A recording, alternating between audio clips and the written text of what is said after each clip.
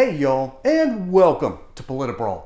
My name is Brian, and Tim Burchett, who is becoming one of my favorite congressional members, just calls out Anthony Blinken for just his terrible, terrible record during the Biden administration. And this man has been just awful, and Burchett calls him out. But before we dive in, I want to introduce you to my friends over at Colonial Metals Group, our sponsors here on Politibrawl. They understand how to protect your hard-earned dollars against Bidenomics, Bidenflation, by insulating yourself with gold, silver, and other precious metals. So check out my friends over at Colonial Metals Group and protect your money today. Do you believe the Afghanistan withdrawal was a success? I believe that the president did the right thing in ending America's longest war. You know, Staff Sergeant Ryan Canals, his family's a constituent of mine, was killed there, and we were given testimony, and this has been told many times, but the Marine sniper had the suicide bomber in his sights twice, and we're told that leadership, State Department, both canceled that his ability to take out that suicide bomber and 13 brave Americans, I believe. State Department has nothing to do with that. We don't give orders to the military. I know that you advise the military? We don't advise the military. We don't give orders to the military. Are you in contact with the military? Of course, yes, absolutely. All right. Should we be paying taxes to the Taliban? We don't pay taxes to the Taliban, as I think we were discussing with your Mr. Secretary, the Special Inspector General for Afghanistan Reconstruction has found at least $10.9 million of U.S. taxpayer money was paid to the Taliban in the form of taxes since the withdrawal of 2021. Are you saying that they're not telling the truth? Yeah, what happens is this, Congressman. We provided life-saving, desperately needed assistance to NGOs and the United Nations, which is spent in Afghanistan, $2 billion. Of that, according to the report, about $10 million, or 0.5%. Yes, so $10 million, maybe not a lot to you, sir, but I can guarantee the people in Tennessee that's a heck of a lot of money. That's a heck of a lot of money. And to brush it off as a minuscule amount, I think just shows how out of touch you are with the American people. That was a statement. That wasn't a question. You provided aid to Gaza, which was then stolen by Hamas. How many terrorist groups are we funding or supplying with aid? None. None. You're here to tell me that none of this money is flowing into... We are not funding them. We're not supplying them. When it comes to humanitarian assistance in Gaza, there have been instances where Hamas has seized the assistance, but it's not being done, and ask the Israelis, in a systematic way. To the extent that assistance is being diverted, typically it's because people are so desperate that they self-distribute the convoys. There have been incidents where it's been Hamas. Self-distribute? You mean you mean Hamas stops the convoy and steals it, and then it gets desperate people. And the people in their leadership in Qatar or Qatar, whichever the case may be. Yes, and that was actually Israel's policy for a decade. In fact, the Minister let me ask you this: Why are you allowing? Made clear that was a big mistake. I'm going to be a jerk here and please go ahead. Reclaim my time. Thank you, brother. I appreciate that. Why are you allowing Iran to sell so much dadgum oil? We're working every day to cut that off. I mentioned earlier that we've sanctioned more than 200 entities and individuals. We blocked more than 50 ships. We continue to look for others. We're working to deflag the ships. And it's an effort that we're making. President Biden has lessened the sanctions on Iraq oil sales in February of 2021. Since then, it's been estimated Iran has made an additional $100 billion from selling oil. They were a bankrupt country, basically, when you all took over, and now they're literally rolling in it, and they're exporting that terror with the if you look at their economic situation, I don't think that accords with the facts. And the fact of the matter is we haven't lifted a single sanction against Iran, and we continue to work to cut off the oil, the petrochemicals. Well, how can Iran be selling 1 million more barrels of oil per day than in 2020? Well, they're determined to do whatever they can, and we're working to make sure that wherever we can deal with that. Well, I appreciate that, but the time for Iranian appeasement is over, Mr. Secretary. The administration's policy towards the Middle East have not only made our allies in the Middle East less safe, but it also has made the U.S. homeland less safe. Iran is far richer now than it was 4 years ago. Nobody can argue with that. You can say all the statistics don't lie, just statisticians, and I believe you're following in their footsteps. And they are using this money to sponsor terrorism.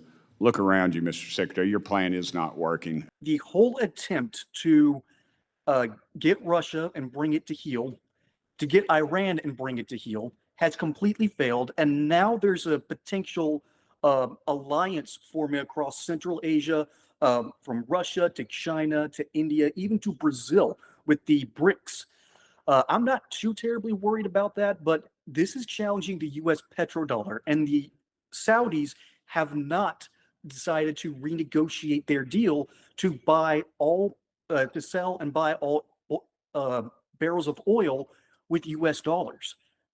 I'm worried about this. Does this have any financial repercussions for us, or am I just scared of nothing? Yeah, I mean, one way to try to internalize this for people, this petrodollar thing, what the hell? They understand it, but what does it really mean? Yeah, my pastor in church would go on for a few minutes and he'd interrupt them. What's the point? Who cares? So what? What's the point? And then he would kind of give you what the point is. So imagine everywhere you went, every gas station, movie theater, restaurant, everywhere you went, anything at an airport, they only served Coca-Cola. That means damn good things for the fortunes of Coca-Cola, because literally everywhere you'd go and any beverage you'd want to buy, if you wanted a soft drink, you'd have to buy Coca-Cola. And they boxed Pepsi out of every restaurant. That actually kind of happened. That's why Pepsi started its own restaurants like Taco Bell. And I think they owned KFC at one point. But my point is, when every single purchase of oil has to happen in the dollar, then that's damn good for the strength of our currency, because of its utilization is everywhere and constant. I hope that helps. So when you see Blinken, who, I don't want to say anything personal about him, but he's not very bullish. He's in charge of a very key office in our government. And he seems, my favorite word to describe mostly what I see coming out of the government is inept. He literally lacks the chutzpah, the bullishness, the savvy, the mental horsepower to do the job. So when he's sitting there making excuses about how Iran seems to be enriching itself, and in 2020, when Trump left office, they were practically bankrupt, I believe that that's true, and I believe that they are finding ways to sell oil today that the Biden administration isn't allowing to happen, because in back rooms and deals with, if Russia's barking about wanting Iran to come back a little into the financial realm, because who else would Iran bitch to? They would complain to Russia.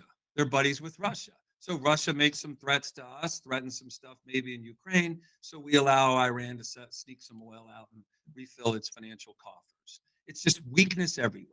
And that's what I see as a great example in that video clip. You've got someone who's keen and understands that if he's seeing Iran surge, it must be that they're getting the ability to sell oil. And you see Blinken just sitting there going, it's not happening. I don't understand why you think this. We're doing everything we can. All that nonsense and excuse making tells you these are the people and these are the mindsets that are in charge of your money. It's just despicable. Just the litany of failures in less than 4 years. Meanwhile, we were having win after win after win after win, and basically trying to renegotiate trade deals everywhere, strengthening the American economy. Why is it that every time that someone who has been inside the bubble just goes back to the traditional way of thinking and then just refuses to adapt? Why aren't we adapting and playing off of the wins that we had in the previous administration? Why do they do this? I mean, this is the sad truth of our country. Our state of affairs is that half the country is the everyone gets a trophy mentality, and you can decide whatever sex you are just changing your name. And then if you have some money, you could get a surgery done. And the other half of the country just believes that up is down, up is up, and down is down, and right is right, and wrong is wrong, and laws and things that are organized and competition. And half the country is just against those old ideals. I mean, can you imagine if half the country that would vote for the Democrats was in charge of the Revolutionary War? We would all be British today. So that's what you're seeing, right? So just take what you're seeing and put it in a scenario, and that's how you'll understand it so much faster. To me, the source of everything matters. When you're looking at something bloom out of the ground, you could tell by its leaf, you could tell by its bloom what it is, right? If we can't decide what's coming, what the source of something is, we will struggle to understand it. So what is the source of people wanting to say everyone should get a trophy? there's a big piece of the population that struggles with not winning or not understanding how to win or not feeling courageous enough to really go for it. But going for it is what creates growth and fortune and comfort, right? Otherwise, you're a victim. So the victimhood mentality seems very prevalent around the world in our country, and that's a sad state. I'm inclined to agree, sir. Well, Mr. Stone, thanks for coming on. Remember, folks, this is the CEO of Colonial Metals Group. Love what he has to say. That's why we bring him on. Mr. Stone, thanks for having you here today, sir. Great being back. Thank you again. All right, y'all. That's it from Brawl today. My name is Brian. Hope you like and subscribe. Catch you on the next one. And until then, y'all have a good one.